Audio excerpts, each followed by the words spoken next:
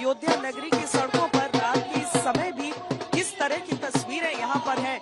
राम जी हैं, सीता जी हैं, जो कि अयोध्या की सड़कों पर विचरने के लिए निकली है और साथ साथ में भजन है, सियावर रामचंद्र की जय के यहाँ पर जय घोष है।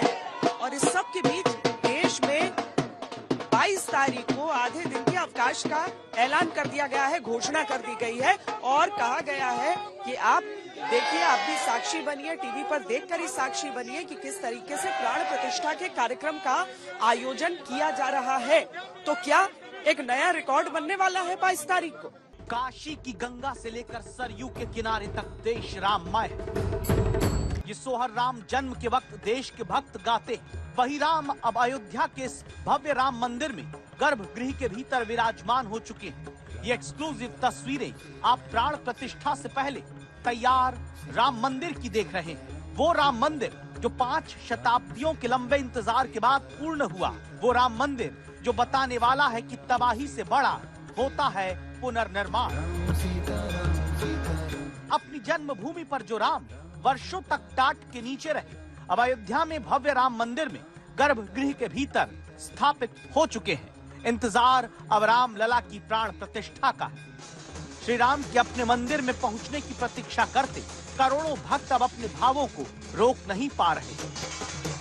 आप लोग बहुत खुश हो रही हैं।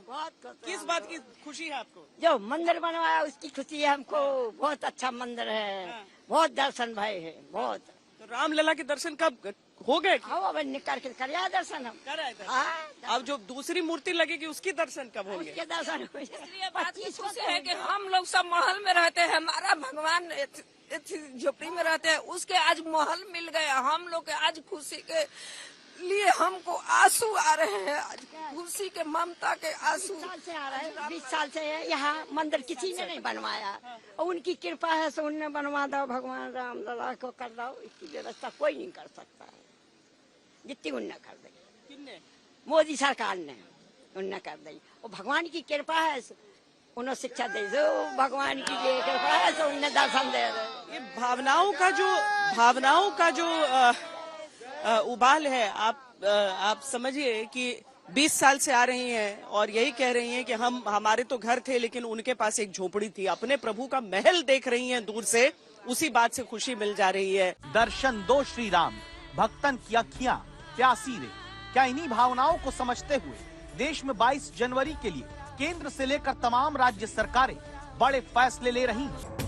फैसला प्राण प्रतिष्ठा के दिन देश में भक्तों के लिए, फैसला 22 जनवरी को सबके भक्ति भाव के ध्यान का, फैसला सोमवार को देश में रामलला की प्राण प्रतिष्ठा सुकून से देखने का। 5 अगस्त 2020 को जब अयोध्या के राम मंदिर का भूमि पूजन हो रहा था, तब दावा है कि 17 करोड़ लोगों ने देश में राम मंदिर के भूमि पूजन को लाइव टीवी पर देखा था। 198 टीवी चैनल्स पर 730 करोड़ मिनट तक अयोध्या में राम मंदिर का भूमि पूजन देखा। लेकिन अब तो राम मंदिर ही तैयार है। अब गर्भगृह में आसन पर रामलला की मूर्ति है। अब जब प्रधानमंत्री रामलला की मूर्ति में प्राण प्रतिष्ठा के दौरान यजमान बनेंगे, तब देश में कोई भी सदियों से प्रतीक्षा करते राष्ट्र के अभूतपूर्व पल को देखने में अभागा न रहे। राममय माहौल वाले देश में 22 जनवरी को दोपहर 12:20 से 1 बजे तक प्राण प्रतिष्ठा समारोह की पूजा होनी है। उससे पहले भी कुछ समारोह होंगे, यानी देखा जाए तो सुबह से लेकर दोपहर 1 बजे तक रामलला की प्राण प्रतिष्ठा करोड़ों लोग देखना चाहेंगे। इसीलिए अब केंद्र सरकार ने अपने सभी कर्मचारियों को 22 जनवरी को आधे दिन की छुट्टी दे दी। फैसला हुआ कि 22 जनवरी को सुबह से लेकर दोपहर 2:30 बजे तक देश भर में सरकारी कार्यालय और केंद्र सरकार के स्कूल संस्थान आधे दिन छुट्टी पर रहेंगे। पूरे देश में, दुनिया में जहाँ भी राम भक्त हैं, वो सब इंतजार कर रहे हैं कि उस दिन प्राण प्रतिष्ठा को देखें। तो सिर्फ मॉरिशस में तो छुट्टी भी अनाउंस हुई है, और भी जहाँ देश विदेश में लोग जो नहीं आ पाएंगे 22 को, वो सब लोग टेलीविजन पे वो 2 घंटे का पूरा कार्यक्रम देखना चाहते हैं। कई राज्य में छुट्टी भी है और पूरे देश में उत्सव का माहौल है। 500 साल बाद भगवान श्री राम अपने जन्मभूमि पहुंच रहे हैं। अभी के सियासी माहौल में मुश्किल है कि देश में राममय हो चुके वातावरण के भीतर चुनाव नजदीक देख कोई सवाल छुट्टी पर भी उठाए। लेकिन अगर कोई उठाता है तो उसे देखना होगा इन तस्वीरों को, जहां कुल्लू से श्री राम जी के लिए चांदी की चरण पादुका लेकर भक्त निकलते हैं। 2000 किलोमीटर तक साइकिल चलाकर राम भक्त अयोध्या पहुंचते हैं। अलग अलग हिस्सों में देश के भीतर रामधुन यात्रा निकाली जाती है। कोटा में मुस्लिम भाई बहन घर घर जाकर 22 जनवरी के लिए दीपक बांटते हैं। हीरे सोने चांदी से राम मंदिर की आकृति बनाकर लोग अयोध्या तक ले जाना चाहते हैं। जो अयोध्या में नहीं वो अयोध्या पहुंचना चाहते हैं। जो अयोध्या में है वो देश को अयोध्या का माहौल बताना चाहते हैं। अयोध्या के हमारे संतों का कहना है कि खुशनसीबी का जब गुल खिला तब कहीं जाके ये दर मिला हो, ऐसी होगी कहाँ दूसरी, सबसे बढ़िया है सबसे। भक्ति के इसी भाव में देश में प्राण प्रतिष्ठा का समारोह हर नागरिक देख सके, इसीलिए सिर्फ केंद्र सरकार ही नहीं, 22 जनवरी को यूपी में सभी दफ्तर बंद रखने का आदेश सरकार ने पहले ही दिया।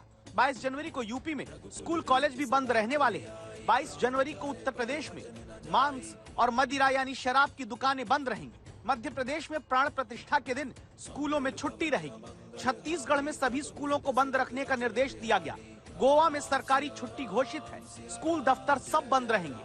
हरियाणा में स्कूलों में छुट्टी 22 जनवरी को रहेगी। संभव है कि केंद्र सरकार की तरफ से आधे दिन की छुट्टी प्राण प्रतिष्ठा समारोह को लाइव देखने के लिए देने का ऐलान होने के बाद अब बीजेपी शासित और राज्य भी छुट्टी देने की घोषणा करें।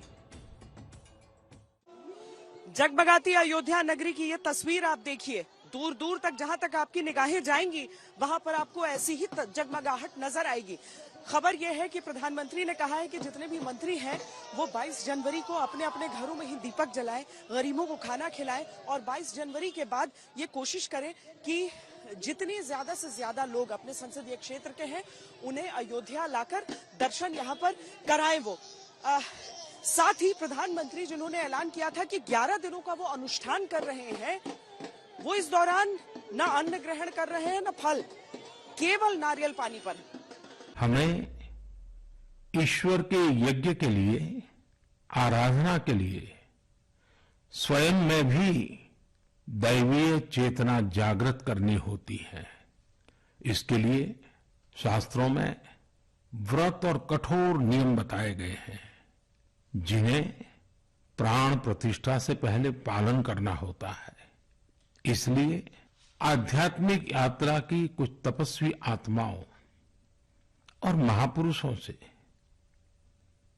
मुझे जो मार्गदर्शन मिला, उन्होंने जो यम नियम सुझाए हैं, उसके अनुसार मैं आज से 11 दिन का विशेष अनुष्ठान आरंभ कर रहा हूं। 12 जनवरी को देश को अपने 11 दिन के व्रत के विषय में बताकर ही प्रधानमंत्री महाराष्ट्र के नासिक में काला राम मंदिर पहुंचे, जहां अयोध्या की प्राण प्रतिष्ठा समारोह तक देश के हर नागरिक से मंदिरों में स्वच्छता अभियान वाले श्रमदान की न सिर्फ अपील की, खुद भी इसका हिस्सा बने।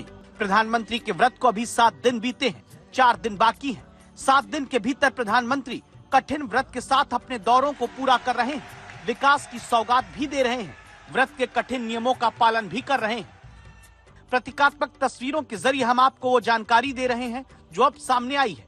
पता चला है कि 11 दिन के व्रत का पालन करते प्रधानमंत्री अभी जमीन पर सिर्फ कंबल बिछाकर सो रहे हैं। जानकारी ये भी आई कि प्रधानमंत्री व्रत के दौरान सिर्फ नारियल पानी पी रहे हैं, यानी 11 दिन के अनुष्ठान व्रत में ना कोई अन्न खा रहे ना कोई फल, सिर्फ नारियल पानी पीते हुए प्रधानमंत्री ने पिछले 7 दिन में दिल्ली से महाराष्ट्र, आंध्र प्रदेश, केरल तक का दौरा पूरा किया है।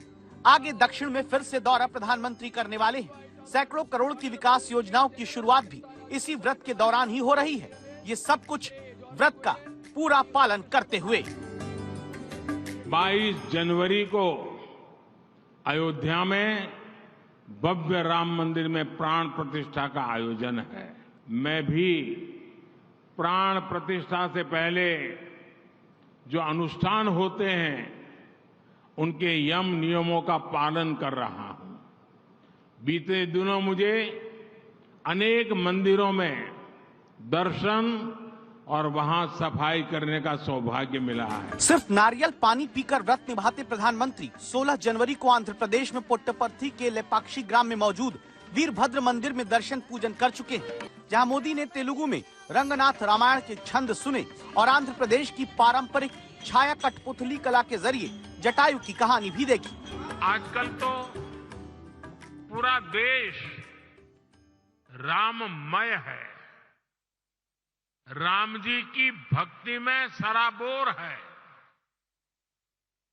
लेकिन साथियों, प्रभु श्री राम का जीवन विस्तार, उनकी प्रेरणा, आस्था भक्ति के दायरे से कहीं ज्यादा है। महाराष्ट्र, आंध्र प्रदेश के बाद केरल के गुरुवायूर मंदिर भी प्रधानमंत्री इसी व्रत के दौरान पहुंचे हैं। त्रिशूर के त्रिप्रयार मंदिर में दर्शन कर चुके हैं। अब तक के 7 दिनों में नरेंद्र मोदी सिर्फ नारियल पानी पर है, पेट खाली है, लेकिन प्रधानमंत्री का काम रुका नहीं, जोश में कमी नहीं, सरकारी कार्यक्रम रद्द नहीं, कठोर व्रत जारी है। प्रधानमंत्री जी जो भी उनसे अपेक्षा की जाएगी, क्योंकि उनको यह स्थान मिल रहा है कि वह गर्भगृह में आए और वह प्राण प्रतिष्ठा के भागीदार बने, साक्षी बने। इसलिए यह यदि उनसे अपेक्षा की जाती है कि किस अनुशासन में रहेंगे, किस तारीख से रहेंगे, तो उन्होंने यह स्पष्ट किया है कि यदि कोई अनुशासन उन्हें बताया जाता है जिससे कि वह इसके योग्य बन सकें, तो वो अवश्य उसकी पूर्ति करेंगे। अच्छा, ये आपने बहुत बड़ी बात बताई। आप कह रहे हैं कि पीएम ने कहा है कि जो भी अनुशासन जैसे अन्य धर्म के लोग मानते हैं, अगर उनसे कहा जाएगा कि यहाँ के पहले करना है, जिसमें व्रत से लेकर पूजा या कोई भी विधि जो भी होगा, उसके लिए उन्होंने रजामंदी की। उन्होंने जानकारी चाहिए जी कि आप कृपा करके मुझे अनुशासन व्यवस्था बता दें, हम उसका पालन करते हुए ही यहाँ आए। अयोध्या के लिए व्रत का पालन करते प्रधानमंत्री नरेंद्र मोदी नवरात्रि में भी 9 दिन का उपवास रखते हैं। चैत्र नवरात्रि के व्रत में नींबू पानी के साथ हर दिन सिर्फ एक फल खाते हैं, जबकि शारदीय नवरात्रि में 9 दिनों तक कुछ नहीं खाते, सिर्फ पानी पीते हैं। रामलला के विग्रह की प्राण प्रतिष्ठा से पहले एक और महत्व की खबर आई, वो ये कि प्रधानमंत्री नरेंद्र मोदी ने कॉमेमोरेटिव स्टैम्प्स जारी किए। आप ये दुनिया के अलग अलग हिस्सों से कैसे, दुनिया के अलग अलग देशों में कैसे राम जी से जुड़ी हुई बातों का महत्व है, ये उससे भी जुड़े हुए हैं। आपको लग रहा होगा कि क्या एक डाक टिकट जारी करना इतना महत्वपूर्ण हो सकता है, इस रिपोर्ट से समझिए। ये अपना सौभाग्य है कि अपन वो भावी पीढ़ियां जो मंदिर बनता हुआ और प्राण प्रतिष्ठा होते हुए देख रहे हैं। पूरा विश्व राम में इस समय। अयोध्या का जो वर्तमान है वो एक लंबे इतिहास को समेटे है, और इतिहास जब भी भविष्य में याद किया जाएगा, अयोध्या हर जगह दर्ज होगी। इसीलिए प्रधानमंत्री ने श्री राम जन्मभूमि पर 6 अकल्पनीय अद्भुत डाक टिकट जारी किए हैं। राम राम। आज श्री राम मंदिर प्राण प्रतिष्ठा अभियान से जुड़े एक और अद्भुत कार्यक्रम से जुड़ने का मुझे सौभाग्य मिला है।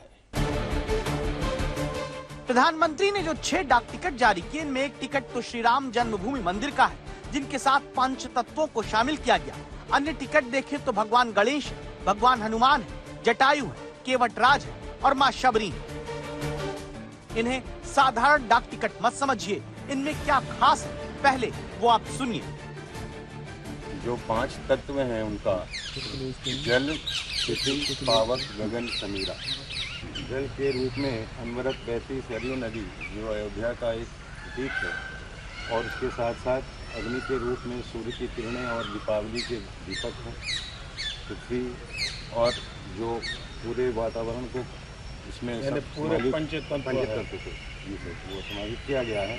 और इसके मुद्रण में अयोध्या से लाई गई मिट्टी का सम्मिश्रण है, सरयू के जल का है, और चंदन की जो एक सुगंध है वो भी इसमें से ब्लेंड की गई है स्पेशल तरीके से। संभव है कि आपको लगे ऐसे तमाम विशेष अवसरों पर डाक टिकट देश दुनिया में जारी होते रहे हैं, लेकिन राम जन्मभूमि मंदिर से जुड़े ये 6 डाक टिकट पीढ़ियों को बताएंगे कि इतिहास में क्या हुआ था।